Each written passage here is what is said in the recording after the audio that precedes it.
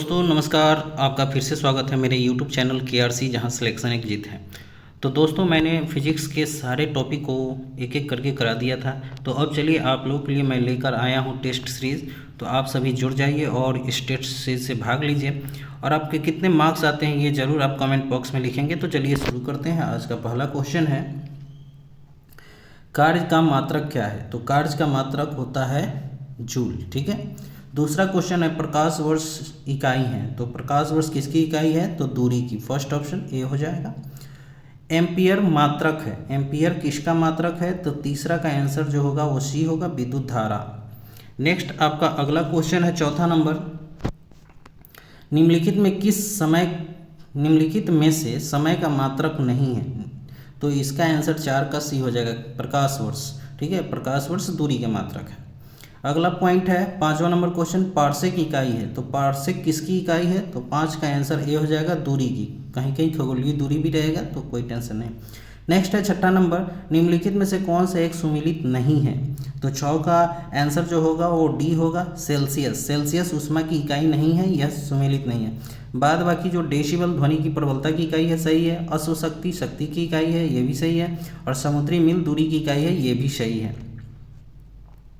Next आपका 7वां number question है, lumen किसका मात्रक है? तो ल्यूमेन जो है वो ज्योति फ्लक्स का मात्रक है। 7 का आंसर बी होगा। नेक्स्ट 8 नंबर, पास्कल इकाई है। तो पास्कल जो है वो दाब की इकाई है, option B is right answer. Next है, कैंडिला मात्रक है। तो कैंडिला जो है वो ज्योति तीव्रता का ऐसा मात्रक है, ये option D is right.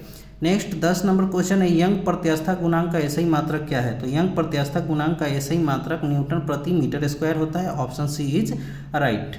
Next आगे बढ़ते हैं हम लोग 11 नंबर क्वेश्चन पर, निम्नलिखित युग्मों में से किन भौतिक राशियों के समान विमाय सूत्र नहीं है? तो 11 का आंसर जो होगा ए होगा, बल एवं दाब का विमा सूत्र समान नहीं है। बाद बाकी कार्य एवं ऊर्जा समान है, आवेग संवेग समान है, भार एवं बल दोनों समान है। नेक्स्ट 12 नंबर क्वेश्चन है, अदिश राशि है। अदिश राशि जो है कौन है इसमें? तो ऊर्जा संवेग बल आघूर्ण उपयुक्त सभी, इसमें से कौन होगा? तो 12 का आंसर ए हो जाएगा, ऊर्जा अदिश राशि है। संवेग और बल आघूर्ण जो है वो सदिश राशि है। नेक्स्ट है 13 नंबर, निम्नलिखित में सदिश राशि कौन है? तो आपका 13 का आंसर जो होगा ए हो जाएगा, वेग सदिश राशि है। बाद बाकी द्रव्यमान, समय और लंबाई ये जो है अदिश राशि है। अगला पॉइंट है 14 नंबर, पदार्थ के संवेग और वेग के अनुपात से कौन सी भौतिक राशि प्राप्त की जा सकती है? तो 14 का आंसर सी हो जाएगा, द्रव्यमान। ठीक है। अगला क्वेश्चन है 15 नंबर आपका क्वेश्चन, शून्य में स्वतंत्र रूप से गिरने वाली वस्तुओं की क्या समान होते हैं? तो 15 का आंसर सी हो जाएगा, समान त्वरण होता है। ठीक है। नेक्स्ट है 16 नंबर क्वेश्चन, जब 2 kg वाले द्रव्यमान पर 5 न्यूटन का बल लगाया जाता है तो उत्पन्न होने वाला त्वरण कितना होगा? तो 16 का आंसर ये हो जाएगा, 2.5 मीटर प्रति सेकेंड स्क्वायर। नेक्स्ट आगे बढ़ते हैं हम लोग 17 नंबर क्वेश्चन, किसी भी स्थिर या गतिशील वस्तु की स्थिति और दिशा में तब तक कोई परिवर्तन नहीं होता है जब तक कि उस पर कोई बाह्य बल सक्रिय न हो, यह किसका नियम है? तो 17 का आंसर ये हो जाएगा, न्यूटन के गति का प्रथम नियम है। ठीक है। अगला है 18 नंबर क्वेश्चन, रॉकेट किसके सिद्धांत पर कार्य करता है? रॉकेट किसके सिद्धांत पर कार्य करता है? तो इसका आंसर डी हो जाएगा, संवेग संरक्षण के सिद्धांत पर। ठीक है। अगला क्वेश्चन है आपका 19 नंबर, अश्व यदि एकाएक चलना प्रारंभ कर दे तो अश्वरोही के गिरने की आशंका का कारण क्या है? तो 19 का आंसर सी हो जाएगा, विश्राम का जड़त्व। ठीक है। नेक्स्ट है, चलती हुई बस जब अचानक ब्रेक लगती है तो उसमें बैठे यात्री आगे की दिशा में गिरते हैं, इसके द्वारा क्या समझाया जा सकता है? तो 20 का आंसर बी होगा, न्यूटन का पहला गति नियम को समझाया जाता है, क्योंकि यह भी एक जड़त्व का उदाहरण है। नेक्स्ट है अगला पॉइंट, बल का गुणनफल है। बल किसका गुणनफल है? तो 21 का आंसर बी हो जाएगा, द्रव्यमान एवं त्वरण का, क्योंकि F बराबर जो होता है ma, मास गुने एक्सलरेशन। नेक्स्ट है 22 नंबर क्वेश्चन, शरीर का वजन। तो शरीर का वजन जो है ध्रुवों पर अधिकतम होता है, बी आंसर राइट होगा। नेक्स्ट है 23 नंबर क्वेश्चन, यदि किसी मनुष्य का भार पृथ्वी पर 600 न्यूटन है तब यह चंद्रमा पर उसका भार कितना हो जाएगा? तो 23 का आंसर इसका डी हो जाएगा, 100 न्यूटन हो जाएगा। कितना हो जाएगा? 100 न्यूटन। ठीक है। 24 नंबर क्वेश्चन है, पृथ्वी की सतह पर किसी का भार 29.4 न्यूटन है तो उसका द्रव्यमान कितना होगा। ठीक है, भार 29.4 न्यूटन है तो उसका द्रव्यमान कितना होगा। तो 24 का आंसर जो होगा वो बी हो जाएगा, 3 kg, 3 kg। नेक्स्ट है 25 नंबर क्वेश्चन, एक अंतरिक्ष यात्री पृथ्वी तल की तुलना में चंद्र तल पर अधिक ऊंची छलांग लगा सकता है, क्यों। तो 25 का आंसर जो होगा इसका वो आपका सी हो जाएगा, 25 का सी। चंद्र तल पर गुरुत्वाकर्षण बल पृथ्वी तल की तुलना में अत्यल्प होता है। ठीक है, मतलब कम होता है। नेक्स्ट है 26 नंबर क्वेश्चन, 1 किलोग्राम राशि का वजन कितना होता है। तो इसका आंसर हो जाएगा सी, 9.8 न्यूटन होता है। अगला है 27 नंबर, जड़ता, आघूर्ण और कोणीय त्वरण का गुणनफल क्या होता है। तो 27 का आंसर जो होगा आपका बी हो जाएगा, टॉर्क होता है। जड़ता, आघूर्ण और कोणीय त्वरण का गुणनफल टॉर्क होता है। नेक्स्ट 28 नंबर क्वेश्चन की तरफ बढ़ते हैं। जल के आयतन में क्या परिवर्तन होगा यदि तापमान 9 डिग्री से गिरकर 3 डिग्री सेल्सियस कर दिया जाए। तो 28 का आंसर जो होगा वो आपका सी हो जाएगा, आयतन पहले घटेगा और फिर बाद में बढ़ेगा। नेक्स्ट है 29 नंबर, एक बीकर में पानी पर बर्फ तैर रही है। जब बर्फ पूर्णतः पिघल जाएगी तो बीकर में पानी का तल क्या होगा। तो 29 नंबर क्वेश्चन का जो आंसर होगा वो होगा सी, उतना ही रहेगा। ठीक है, आगे बढ़ते हैं हम लोग 30 नंबर क्वेश्चन की तरफ। जब किसी बोतल में पानी भरा जाता है और उसे जमने दिया जाता है तो बोतल टूट जाती है, क्यों। तो 30 का आंसर ये होगा क्योंकि पानी जमने पर फैलता है। अगला पॉइंट है 31 नंबर, सड़क पर चलने की अपेक्षा बर्फ पर चलना कठिन है, क्योंकि क्या होगा इसका कारण। तो 31 का आंसर डी हो जाएगा, बर्फ में सड़क की अपेक्षा घर्षण कम होता है। बर्फ में सड़क की अपेक्षा घर्षण कम होता है, इसलिए बर्फ पर चलना कठिन होता है। अगला है 32 नंबर क्वेश्चन, एक नदी में चलता हुआ जहाज समुद्र में आता है तब जहाज का स्तर क्या होगा। तो 32 का आंसर जो होगा वो बी हो जाएगा, थोड़ा नीचे आ जाएगा। 32 का आंसर थोड़ा ऊपर हो जाएगा, क्योंकि समुद्र में जाएगा तो ऊपर हो जाएगा। ठीक है, क्योंकि समुद्र का जल खरा होता है, इसके कारण वह थोड़ा ऊपर उठ के चलेगा। ठीक है, तो ऑप्शन बी इज राइट होगा, ऊपर उठ जाएगा। नेक्स्ट है 33 नंबर क्वेश्चन, लोहे की कील पारे में क्यों तैरती है जबकि यह पानी में डूब जाती है। तो 33 का आंसर जो होगा वो होगा सी, लोहे का घनत्व पानी के घनत्व से अधिक है तथा पारे से कम होता है। ठीक है, अगला पॉइंट है 34 नंबर, पानी का घनत्व अधिकतम कितना डिग्री सेल्सियस पर होता है। तो 34 का आंसर बी होगा, 4 डिग्री से। ठीक है, 35 नंबर, वस्तु की मात्रा बदलने पर क्या अपवर्तित रहता है। तो वस्तु की मात्रा बदलने पर उसका घनत्व अपरिवर्तित रहता है। ठीक है, सारे क्वेश्चन एग्जाम में पूछे हुए, तो इस चीज़ को हमेशा ध्यान में रखकर तैयारी करेंगे और ज़रूर बनाएंगे, और इसका आंसर जरूर आप कमेंट बॉक्स में लिखेंगे कि कितना मार्क्स आया आपका। नेक्स्ट है 36 नंबर क्वेश्चन, समुद्र में पलवन करते आइस वर्ग का कितना भाग समुद्र की सतह से ऊपर रहता है। ठीक है, तो आपका ये 36 नंबर क्वेश्चन का आंसर जो होगा वो बी होगा, 1/10 भाग ऊपर रहता है और 9/10 भाग पानी के नीचे रहता है। ठीक है, नेक्स्ट है 37 नंबर, बर्फ के 2 टुकड़े को आपस में दबाने पर टुकड़े आपस में चिपक जाते हैं, क्यों। क्योंकि इसका आंसर 37 का ए हो जाएगा, दाब अधिक होने से बर्फ का गलनांक घट जाता है। दाब अधिक होने से बर्फ का गलनांक घट जाता है। नेक्स्ट है 18 नंबर क्वेश्चन, हवाई जहाज से यात्रा करते समय पेन स्याही से निकलने लगती है, इसका कारण क्या है। तो 38 का जो आंसर होगा वो ए होगा, वायु दाब में कमी के कारण ऐसा होता है। ठीक है, नेक्स्ट आगे बढ़ते हैं हम लोग 39 नंबर क्वेश्चन पे। ऊंचाई की जगहों पर पानी 100 डिग्री सी के नीचे के तापमान पर क्यों उबलने लगता है। तो 39 का आंसर ये हो जाएगा, क्योंकि वायुमंडलीय दाब कम हो जाता है तथा उबलने का बिंदु नीचे आ जाता है। ठीक है, अगला पॉइंट है 40 नंबर, साबुन के बुलबुले के अंदर का दाब कैसा होता है। तो 40 का आंसर ये हो जाएगा, वायुमंडलीय दाब से अधिक होता है। ठीक है, साबुन के बुलबुले के अंदर का दाब वायुमंडलीय दाब से अधिक होता है। अगला पॉइंट है 41 नंबर, वायु दाब मापी की रीडिंग में अचानक गिरावट किस बात का संकेत करती है। तो 41 का आंसर क्या हो जाएगा, तूफान आने का संकेत करती है। ठीक है, तूफान आने का संकेत होता है। अगला पॉइंट है प्रेशर कुकर में खाना जल्दी पकता है, क्यों। तो 42 का आंसर क्या होगा, तो 42 का आंसर सी होगा, क्योंकि पानी 100 डिग्री सी पर ही उबलता है, लेकिन अधिक दाब पर ऊष्मा की मात्रा अधिक होती है। ठीक है, अगला पॉइंट है 43 नंबर, हाइड्रोजन से भरा रबर का गुब्बारा वायु में ऊपर जाकर फट जाता है, क्यों। तो 43 का आंसर क्या हो जाएगा इसका आंसर डी हो जाएगा, वायु दाब घट जाता है जिसके कारण फट जाता है यह। नेक्स्ट है 44 नंबर, सूर्य में निरंतर ऊर्जा का सृजन किस कारण होता है? तो 44 का आंसर क्या होगा? ए हो जाएगा, नाभिकीय संलयन। अगला पॉइंट है 45 नंबर, चाबी भरी घड़ी में कौन सी ऊर्जा होती है? तो चाबी भरी घड़ी में जो है स्थितिज ऊर्जा होती है। Option B is right answer. 45 का क्या होगा? Option B. नेक्स्ट अगला पॉइंट है 46 नंबर, जब हम रबर के गद्दे वाले सीट पर बैठते हैं तो गद्दे पर लेटते हैं तो उसका आकार अपरिवर्तित हो जाता है, परिवर्तित हो जाता है। ऐसे पदार्थ में क्या पाया जाता है? तो 46 का आंसर क्या होगा? 46 का आंसर बी होगा, स्थितिज ऊर्जा। नेक्स्ट है 47 नंबर, निम्नलिखित में से किसमें गतिज ऊर्जा नहीं है? ठीक है, चली हुई गोली, चलता हथौड़ा, बहता हुआ पानी या खींचा हुआ धनुष। तो 47 का आंसर डी हो जाएगा, खींचा हुआ धनुष में गतिज ऊर्जा नहीं होती है। ठीक है, 47 का आंसर डी होगा। नेक्स्ट है 48 नंबर, जब एक चल वस्तु की गति दुगनी कर दी जाए तो उसकी गतिज ऊर्जा कितनी हो जाएगी? 48 का आंसर क्या होगा? तो बी होगा, 4 गुनी हो जाएगी। ठीक है, 49 नंबर क्वेश्चन है, निम्नलिखित में कौन सा नियम इस कथन को वैध ठहराता है कि द्रव का ना तो सृजन किया जा सकता है और ना ही विनाश किया जा सकता है?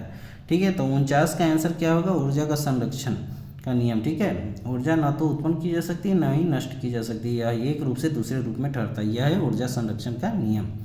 अगले पॉइंट की तरफ बढ़ते हैं हम लोग। 50 नंबर, साइकिल चलाने वाला मोड़ लेते समय क्यों झुक जाता है? ठीक है, 50 का आंसर क्या होगा? बी होगा, वह झुकता है ताकि गुरुत्व केंद्र आधार के अंदर बना रहे और उसे गिरने से बचाएगा। ठीक है, नेक्स्ट है 51 नंबर, दूध से क्रीम निकालने में कौन सा बल लगता है? दूध से क्रीम निकालने में कौन सा बल लगेगा? तो अपकेंद्री बल लगता है। क्या लगता है? अपकेंद्री बल। ठीक है, सॉरी, एक मिनट। अगला पॉइंट है आपका, जब एक पत्थर को चांद की सतह से पृथ्वी पर लाया जाता है तो क्या होता है? तो 52 का आंसर क्या हो जाएगा? 52 का आंसर बी हो जाएगा, इसका भार बदल जाएगा परंतु द्रव्यमान नहीं बदलेगा। ठीक है, नेक्स्ट है 53 नंबर क्वेश्चन, किसी लिफ्ट में बैठे हुए व्यक्ति को अपना भार कब अधिकतम मालूम होता है? जब लिफ्ट त्वरित गति से ऊपर जा रही होती है तब उसका भार बढ़ा हुआ प्रतीत होता है। ऑप्शन बी इज राइट होगा। ठीक है, नेक्स्ट 54 नंबर क्वेश्चन है आपका।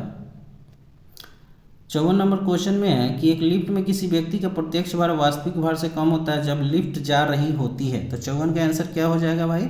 तो बी हो जाएगा, त्वरण के साथ नीचे आएगी तब कमी होगी। नेक्स्ट है 55 नंबर, पृथ्वी के गुरुत्वाकर्षण का कितना भाग चंद्रमा के गुरुत्वाकर्षण के सबसे नज़दीक होता है?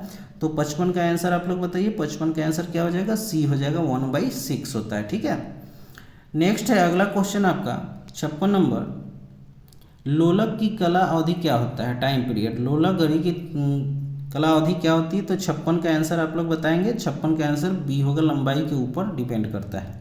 57 नंबर, लोलक घड़ियाँ गर्मियों में क्यों सुस्त हो जाती हैं? तो 57 का आंसर आप लोग बताएंगे। 57 का आंसर क्या हो जाएगा? सी हो जाएगा, क्योंकि लोलक की लंबाई बढ़ जाती है जिससे इकाई दोलन में लगा हुआ समय भी बढ़ जाता है। ठीक है, अगला पॉइंट है आपका 58 नंबर,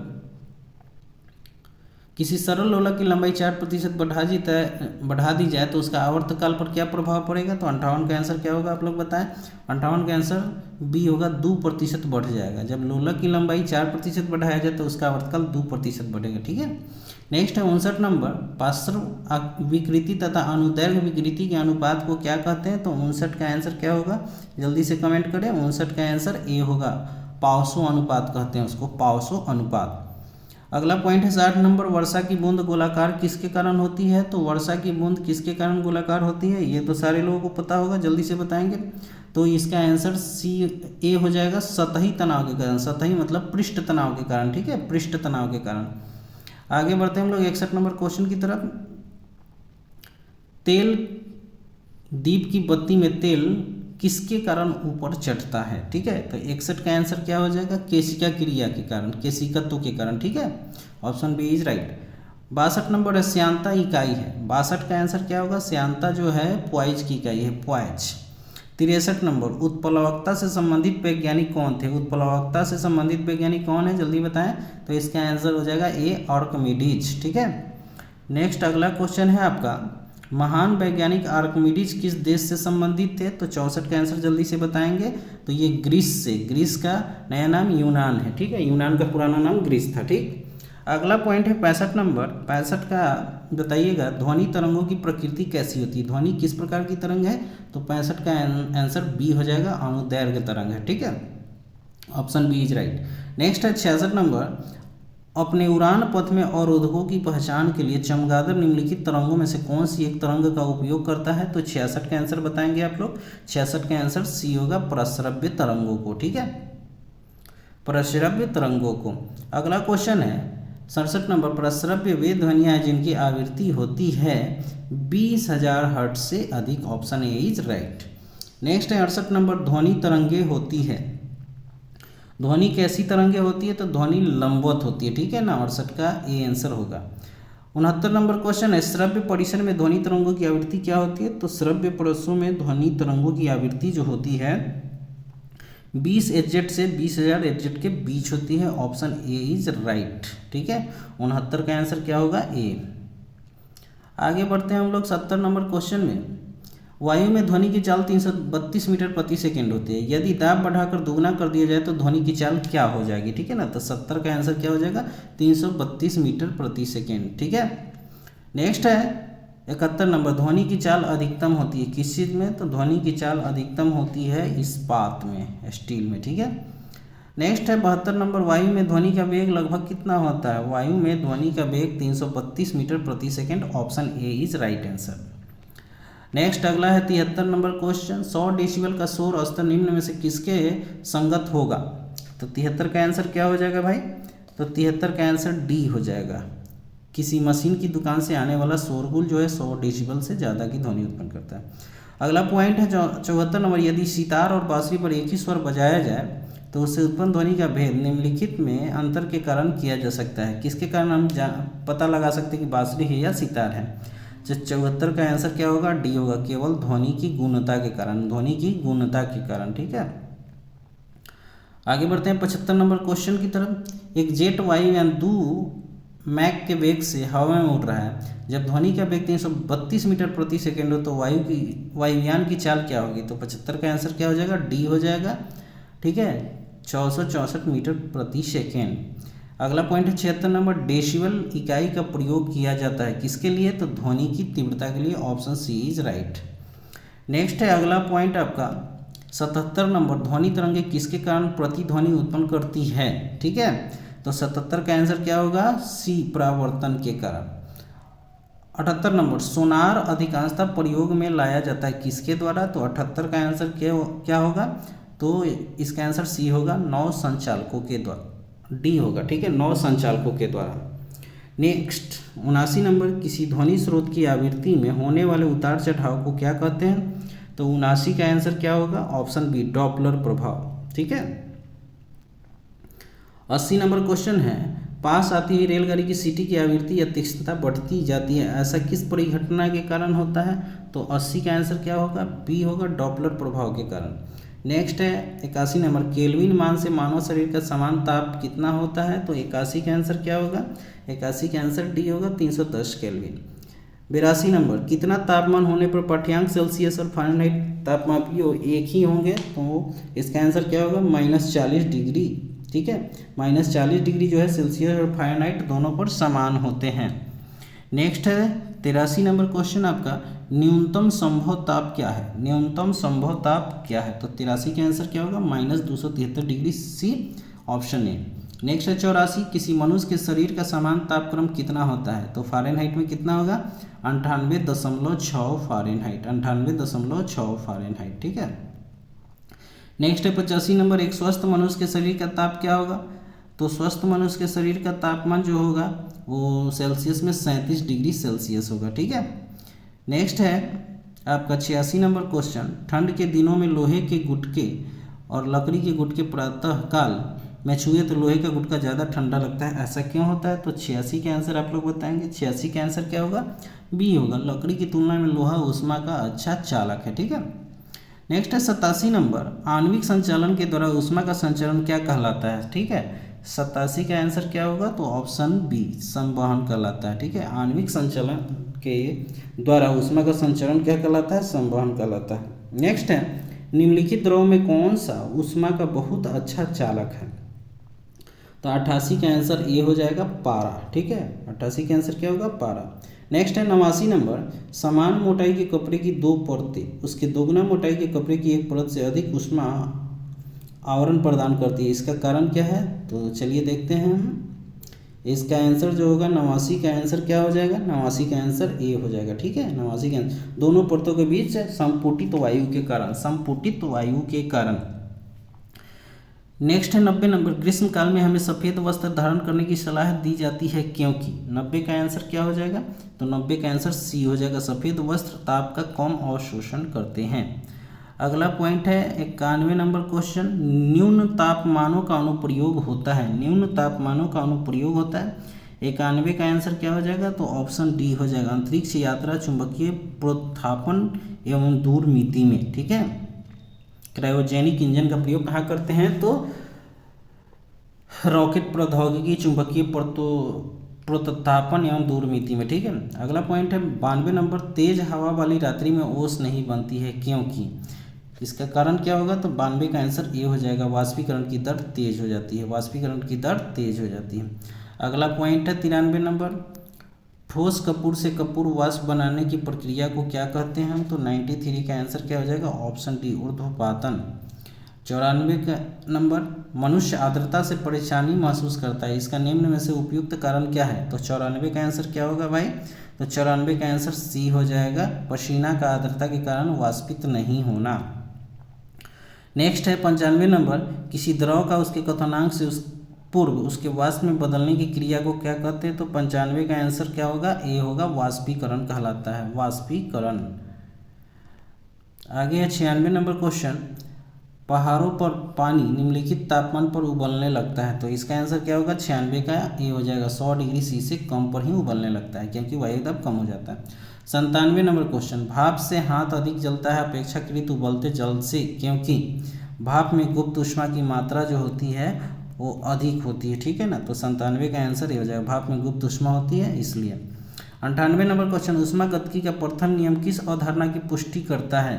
तो 98 का आंसर ए हो जाएगा, ऊर्जा संरक्षण के सिद्धांत को पुष्टि करता है। ठीक है, नेक्स्ट है 99 नंबर क्वेश्चन, प्रकाश तरंग किस प्रकार की तरंग है? प्रकाश तरंग किस प्रकार की तरंग है? तो 99 का आंसर अनुप्रस्थ तरंग, ए आंसर। ठीक है, 100 नंबर क्वेश्चन, प्रकाश विकिरण की प्रकृति होती है, प्रकाश विकिरण की प्रकृति कैसी होती है? तो 100 का आंसर क्या हो जाएगा भाई? सी हो जाएगा, तरंग एवं कण दोनों के समान होते हैं, तरंग एवं कण दोनों के समान होता है। ठीक है, आगे बढ़ते हैं हम लोग 101 नंबर क्वेश्चन पे, माध्यम के तापमान में वृद्धि के साथ प्रकाश की गति क्या होती है? माध्यम के तापमान में वृद्धि के साथ प्रकाश की गति क्या होती है? तो 101 का आंसर ए होगा, बढ़ जाती है। ठीक है, बढ़ जाती है। 102 नंबर, प्रकाश की गति कितनी होती है? प्रकाश की गति 3 × 10⁸ मीटर प्रति second, option C is right होगा। ठीक है, नेक्स्ट आगे बढ़ते हैं, सूर्य ग्रहण कब होता है? 103 नंबर क्वेश्चन है, सूर्य ग्रहण होता है कब होता है, कैसे होता है? तो 103 का आंसर क्या होगा? आप लोग जल्दी से बताएंगे। 103 का आंसर ए होगा, जब चंद्रमा सूर्य और पृथ्वी के बीच आ जाती है, जब चंद्रमा सूर्य एवं पृथ्वी के बीच आ जाती है तब सूर्य ग्रहण होता है। ठीक है, SME। ठीक है ना, जब चंद्रमा जो मून है अर्थ और सन के बीच आ जाएगी तो सूर्य ग्रहण, और सूर्य ग्रहण हमेशा अमावस्या के दिन लगता है। नेक्स्ट 104 नंबर, चंद्र ग्रहण घटित होता है, तो चंद्र ग्रहण कब घटित होता है? तो ये हमेशा पूर्णिमा के दिन घटित होता है, ऑप्शन बी इज राइट। अगला क्वेश्चन है आपका 105 नंबर, 105 नंबर है, उचित रीति से कटे हीरे की अवधारणा चमक का आधारभूत कारण क्या है? ठीक है, तो 105 का आंसर क्या हो जाएगा? ऑप्शन बी हो जाएगा, उसका अति उच्च अपवर्तन सूचकांक। ठीक है, 106 नंबर, जब एक कॉम्पैक्ट डिस्क CD के प्रकाश में देखी जाती है तो इंद्रधनुष के समान दिखाई देते हैं, इसकी व्याख्या की जा सकती है किसके कारण? तो 106 का आंसर ए हो जाएगा, परावर्तन अपवर्तन परिघटना के कारण होता है। ठीक है, 7 नंबर क्वेश्चन है 107 नंबर, किस गुणधर्म के कारण पानी से भरे बर्तन में डुबाई गई छड़ मुड़ी हुई प्रतीत होती है? तो 107 का आंसर बताएंगे आप लोग, 107 का आंसर सी होगा, अपवर्तन के कारण। 108 नंबर, एक समतल दर्पण पर आपतित किरण 60 डिग्री का कोण बनाती है तो परावर्तन कोण कितना होगा? ठीक है, तो 108 का आंसर क्या होगा? बी होगा, 60 डिग्री ही होगा। 109 नंबर, अगर प्रकाश का तापमान कोण 90 डिग्री और अपवर्तन के बाद का कोण 30 डिग्री है तो माध्यम का अपवर्तनीय सूचकांक क्या होगा? आप लोग आंसर बताएंगे इसका। 109 का आंसर क्या होगा? सी होगा, 3.0 डिग्री। ठीक है, अगला पॉइंट है 110 नंबर, यदि किसी दर्पण को थीटा कोण से घुमाया जाए तो परावर्तित किरण का घूर्णन होगा। ठीक है, 110 का क्या होगा? 110 का डी होगा, 2 थीटा हो जाएगा। नेक्स्ट है 111 नंबर, पूर्ण आंतरिक परावर्तन होता है जब प्रकाश जाता है। पूर्ण आंतरिक परावर्तन होता है जब प्रकाश जाता है हीरे से कांच में, हीरे से कांच में। नेक्स्ट 112 नंबर, मृग तृष्णा मिरेज किसका उदाहरण है? तो 112 का आंसर आप लोग बताएंगे। 112 का आंसर बी होगा, पूर्ण आंतरिक परावर्तन, पूर्ण आंतरिक परावर्तन। नेक्स्ट है आपका 113 नंबर क्वेश्चन, पेट अथवा शरीर के आंतरिक अंगों के निरीक्षण के लिए प्रयुक्त तकनीक एंडोस्कोपी आधारित है। किस पर आधारित है? तो ये भी होगा इसका आंसर, पूर्ण आंतरिक प्रवर्तन, option A is right. Next है 114 नंबर, इंद्रधनुष किसके कारण होता है? ठीक है, तो इंद्रधनुष किसके कारण होगा? इसका आंसर जो होगा डी होगा, प्रवर्तन एवं अपवर्तन दोनों के कारण होता है। नेक्स्ट है 115, आकाश का रंग नीला किसके कारण प्रतीत होता है? तो 115 का आंसर आप लोग जल्दी से बताएंगे। तो 115 का आंसर सी हो जाएगा, प्रकीर्णन के कारण। नेक्स्ट है 16 नंबर, वायुमंडल में प्रकाश के विसरण का कारण क्या है? डिफ्यूजन का कारण क्या है? तो इसका आंसर हो जाएगा 116 का धूलकण, ऑप्शन बी इज राइट। ठीक है, धूलकण। नेक्स्ट है 17 नंबर, खतरे के संकेत के लिए लाल प्रकाश का प्रयोग क्यों किया जाता है? तो जल्दी से बताएंगे। 117 का आंसर क्या होगा? 117 का ए होगा, इसका प्रकीर्णन सबसे कम होता है। ठीक है, 118 नंबर, समुद्र नीला प्रतीत क्यों होता है? 118 का आंसर क्या होगा? 118 का आंसर बी होगा, प्रकाश के परावर्तन तथा जल के कणों द्वारा प्रकाश के प्रकीर्णन के कारण। ठीक है, 119, अस्त होते समय सूर्य लाल दिखाई देता है क्यों? तो 119 का आंसर क्या हो जाएगा? 119 का आंसर बी हो जाएगा, प्रकीर्णन के कारण। नेक्स्ट 120 नंबर क्वेश्चन, साबुन के पतले झाग में चमकदार रंगों का बनना किस परिघटना का उदाहरण है? तो 120 का आंसर क्या होगा? ए होगा, बहुलिक परावर्तन एवं व्यतिकरण के कारण। इसका मेन एग्जाम्पल जो होगा, कारण होगा, वो व्यतिकरण होगा।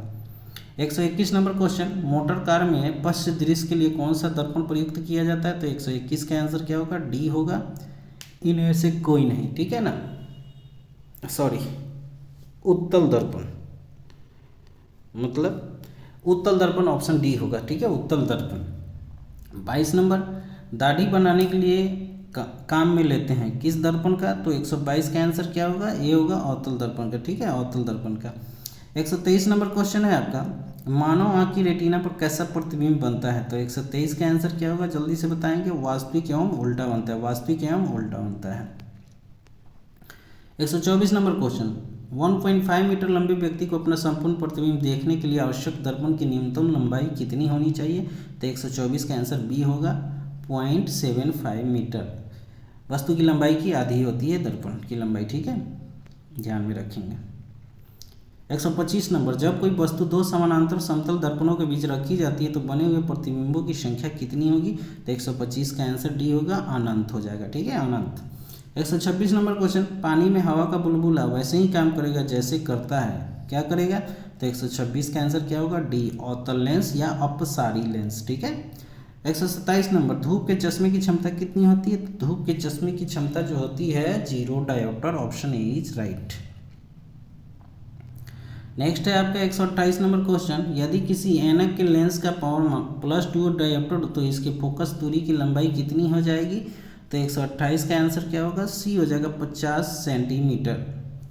नेक्स्ट है 129, यदि किसी अपारदर्शी वस्तु का रंग उस रंग के कारण होता है जिसे वह क्या करती है? तो 129 का सी हो जाएगा, परावर्तित नहीं करती है। ठीक है, परावर्तित नहीं करती है। 130, लाल कांच को अधिक ताप पर गर्म करने पर वह दिखाई देगा। तो 130 का आंसर क्या हो जाएगा? बी हो जाएगा, हरा दिखाई देता है। ठीक है, नेक्स्ट है प्रकाश का रंग निश्चित किया जाता है। प्रकाश का रंग किसके द्वारा निश्चित किया जाता है? तो 131 का आंसर सी होगा, तरंग दैर्घ्य के द्वारा। 132, 3 रंग मूल रंग हैं, ये कौन कौन से हैं? तो लाल, हरा, नीला। ये option B is right answer होगा, नीला, हरा, लाल। ठीक है, 133 नंबर, सबसे कम तरंग दैर्घ्य वाला प्रकाश कौन सा होता है? तो सबसे कम तरंग दैर्घ्य वाला प्रकाश जो होगा वो बैगनी होगा, ऑप्शन डी इज राइट होगा, option D is right. 134 number, जब प्रकाश के लाल, हरा और नीला रंगों को समान अनुपात में मिलाया जाता है तो परिणामी रंग क्या होगा? तो 134 का आंसर बी होगा, सफ़ेद बनेगा। ठीक है। कैमरे में किस प्रकार का लेंस का उपयोग किया जाता है? 135 का आंसर बताएंगे आप लोग, उत्तल लेंस का। ठीक है, option A is right. 136 iris का क्या काम होता है? ठीक है, तो 136 का आंसर क्या होगा? आँख में जाने वाले प्रकाश की मात्रा को नियंत्रित करना आइरिस का काम है। आइरिस का हिंदी होता है परितारिका। Option A is right answer.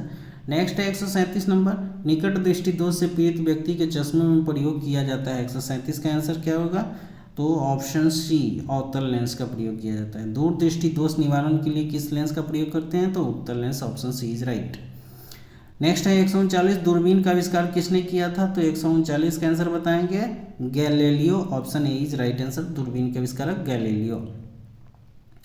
Next है 140 नंबर क्वेश्चन, आँख की रेटिना की परंपरागत कैमरा के निम्नलिखित में से किस भाग से तुलना की जा सकती है? तो 140 का आंसर क्या हो जाएगा? आप लोग जल्दी से बताएं। 140 का आंसर ए हो जाएगा, फिल्म की भांति काम करता है। 141, किसी आवेशित चालक का संपूर्ण आवेश उसके किस पर डिपेंड करता है? तो 141 का आंसर क्या होगा? ऑप्शन बी, बाहरी पृष्ठ पर डिपेंड करता है, बाहरी पृष्ठ पर रहता है। ठीक है। नेक्स्ट है 142 नंबर, वस्तुओं का आवेशन किसके स्थानांतरण के फलस्वरूप होता है? तो 142 का आंसर ए हो जाएगा, इलेक्ट्रॉनों के आवेशन के फलस्वरूप। अगला क्वेश्चन है 143 नंबर, आप कार में जा रहे हैं, यदि आसमान से बिजली गिरने वाली हो तो सुरक्षित रहने के लिए आप क्या करेंगे? तो 143 का ये, कार की खिड़कियां बंद कर लेंगे, कार की खिड़कियां बंद कर लेंगे। ठीक है। 144 नंबर, दो विद्युत आवेशों के बीच लगने वाला बल उनकी मात्राओं के गुणनफल के अनुक्रमानुपाती है, उनके बीच की दूरी के वर्ग के व्युत्क्रमानुपाती होता है। यह किसका नियम है? तो 144 का आंसर सी हो जाएगा, कूलम्ब का नियम है। किसका नियम है? कूलम्ब का नियम है। दो स्थिर आवेशों के बीच लगने वाला बल उनकी मात्राओं के गुणनफल के अनुक्रमानुपाती तथा उनके बीच की दूरी के व्युत्क्रमानुपाती होता है। यह कूलम्ब का नियम है। नेक्स्ट है 145 नंबर, किसी विद्युत परिपथ में इकाई धन आवेश को एक बिंदु से दूसरे बिंदु तक ले जाने के लिए किए गए कार्य द्वारा मापा जाता है उन बिंदुओं के बीच के डैश को। 145 का आंसर क्या हो जाएगा? ऑप्शन बी, विभवांतर को। ठीक है। 146, सर्वाधिक विद्युत चालकता वाला तत्व क्या है? तो 146 का आंसर क्या हो जाएगा? 146 का आंसर ये हो जाएगा, चांदी। अति चालकता का लक्षण क्या है? 147 का आंसर बताएंगे तो उच्च पारगम्यता। Option A is right answer. 148 number, अधातुएं विद्युत की कुचालक होती है, क्यों? तो 148 का आंसर ए हो जाएगा, उनमें मुक्त इलेक्ट्रॉन नहीं होते इसलिए वो विद्युत की कुचालक होते हैं। 149, तांबा मुख्य रूप से विद्युत चालन के लिए प्रयोग किया जाता है, क्योंकि? 149 का आंसर डी हो जाएगा, इसकी विद्युत प्रतिरोधकता निम्न होती है, विद्युत प्रतिरोधकता निम्न होती है। 150 नंबर, आपस में जुड़ी दो आवेशित वस्तुओं के बीच विद्युत धारा नहीं बहती है यदि वे समान विभव पर हो तब। ठीक है। 150 का आंसर क्या हो जाएगा? Option C. ठीक है। नेक्स्ट आज का सेशन का लास्ट क्वेश्चन है, प्रत्यावर्ती धारा एसी को दिष्ट धारा में परिवर्तित करने के लिए प्रयुक्त युक्ति को क्या कहते हैं? तो 151 का आंसर क्या हो जाएगा? रेक्टिफायर। ठीक है। तो दोस्तों आज का सेशन का ये लास्ट क्वेश्चन था, 151 क्वेश्चन मैंने कराया। तो आप सभी से अनुरोध है कि आप लोग कमेंट बॉक्स में अपना आंसर ज़रूर बताएं कि आपको 151 में कितना मार्क्स आया। ठीक है। तो चलिए दोस्तों, इसका मैं अगला पार्ट फिर लेकर आऊँगा और इसके बाद जो है 300 क्वेश्चन तक मैं लगातार करा दूंगा, 150 क्वेश्चन और। ठीक है। तो आप लोग से अनुरोध है कि KRC मेरे YouTube चैनल को ज़रूर सब्सक्राइब करें, लाइक करें, कमेंट करें और बहुत सारा शेयर करें और प्यार दें। आपके प्यार और सब्सक्राइब से मुझे और वीडियो बनाने को प्रेरणा मिलती है और आप लोगों के लिए मैं अच्छे अच्छे वीडियो लेकर फिर से उपस्थित होऊंगा। तब तक के लिए नमस्कार दोस्तों, धन्यवाद।